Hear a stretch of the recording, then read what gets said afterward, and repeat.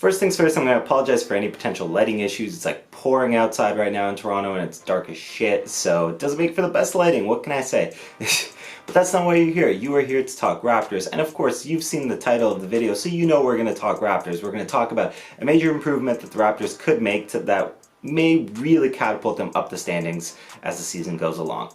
What's up, everybody? It's JJ Buckets. Couple of quick notes before we fully hop into the video. Just make sure you are leaving a like on the video and subscribing if you're new here as well. Plus, if you plan on doing any sports betting in the near future, responsibly of course, make sure you check out my link in the description below. You get a huge sign-up bonus with it, so take advantage of it while you can. So what I want to talk about today is the backup guard position for the Raptors team.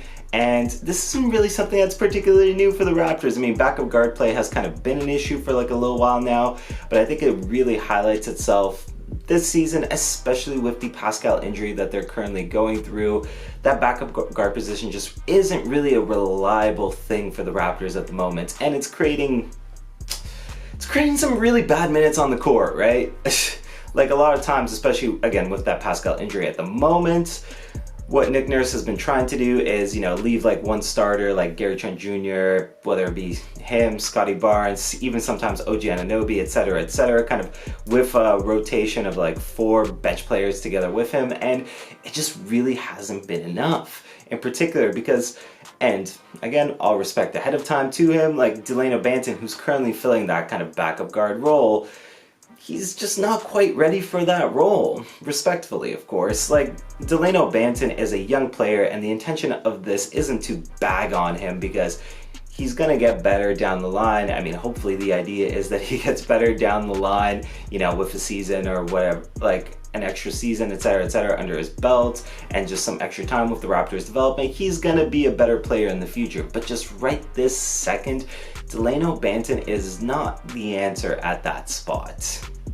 Respectfully, again, of course. Some of the lineups with Delano Banton, at the forefront of them have been some of the worst lineups you could really imagine in terms of the differential, of course. Like, if you look at Delano Banton and his numbers for the differential, the percentile, according to Clean the Glass here, is just... Do I need to say it out loud? Like, you see that number, you see that really, unfavorable blue. It's bad. It's bad. Lineups that have featured Delano Banton have not been particularly effective. He's in one of the worst percentiles in the league for lineups that he's in, and just, again, simply put, he has just not been good enough in that role. And I'll give credits to Nick Nurse, maybe it's trial by fire that he's really trying out here, but so far, the trial by fire, he's not winning it. And again, like, Banton's lack of readiness for that role just creates this issue for this team that, when you have to kind of like stagger these minutes and figure it out, especially if you get to moments like these in the season where you're missing one of your top guys like a Pascal, who's just such a big fundamental playmaker for your team and dictates so much of what the offense can do and like the ceiling of what the offense can be, you're going to be in trouble. You're going to be in big trouble. So at that point, what do? Well, the Raptors, again, have said that 20 and 25 games, the reports is what they need to evaluate the roster and then potentially, make changes to the roster. What's a great potential change that you can make to this roster? Of course, you can make a trade and go find yourself a backup guard. Now, there isn't going to be a lack of suitors, I think, for that position. It just really depends on what you envision in that backup guard spot, because there will be names out there, and depending on how you want to construct this roster, like, there are going to be names that are available for trade, especially because the longer you go into the season, not that you do want to have this issue, drag out too long into the season, but the longer you go into it, trade restrictions on some of your signed guys, not that I really want to throw the guy's name under the bus, but just contractually, he makes a lot of sense. Guys like Thad Young, are going to have their trade restrictions lifted, and that'll be an option there available for salary matching if you're looking to go out and get a backup guard. It was one of the big issues that I talked about with, say, trading with a team like the Utah Jazz in the offseason, is you were really kind of limited by what you could do in terms of the salaries and stuff like that of some of the guys that you can get back, like a Clarkson and like Mike Conley. But, when you get Thad Young into the mix there, with his salary, it starts to make maybe a little bit more sense. And there's going to be names available out there. There's going to be guys like TJ McConnell off the Pacers as well, that I know he doesn't fit the mold in terms of the size, but in terms of, the play style, I think TJ McConnell is somebody that really fits your team. There will be guys available. You can take a look at a guy like Alec Burks, off the Pistons. You get my point here, right? Like, there's going to be these names available, and once you improve that aspect of that team, I really do think it can go a long way to overall improving where you are in the standings. I mean, 7-5 at the time of this recording is a good mark to sit at if you're the Raptors.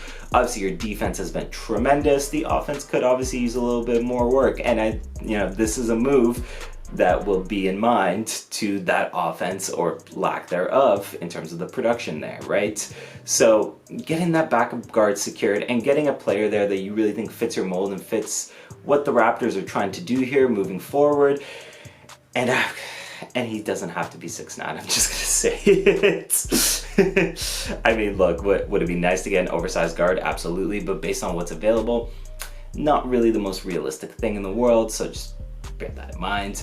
But yeah, just getting a guy there that you think could really fit your system would really go a long way to both what the Raptors can do here in the regular season and where they end up in the standings, and what they can do in the long run, potentially on a postseason run for this team once everybody's hopefully relatively healthy and they are ready to, give some teams help. So that's pretty much been me for the day. What do you folks think? Do you think the backup guard position is as big of a problem as I'm making it out to be, or would you rather see the Raptors kind of, keep pushing Delano, or if they decide to turn to Malachi, push one of those guys, try to develop it internally? Do you think this is something that can be fixed internally, or do you think a trade is the route that they should pursue in order to really secure that aspect of their team and not really lose in minutes where, you can't have a Scotty or a Pascal or a Fred on the court, whatever the case is? You get the idea there. Comment below, let me know your thoughts. Other than that, folks, reiterating the usual drill. If you're still watching this video, you like the video, so just hit that like button. It goes a massive, massive way towards the video performing well, and I really appreciate when you do it. And if you're new here and you're still watching, again, just subscribe to the channel. I got plenty of video ideas on the way. I mean, it's the regular season, so there's always plenty of content being, put into my mind in terms of what we can talk about, so we'll never be lacking in that regard. And yeah, that's pretty much been it. That's pretty much been me. It's been JJ Buckets. It's been an absolute pleasure, and I will see everybody next time.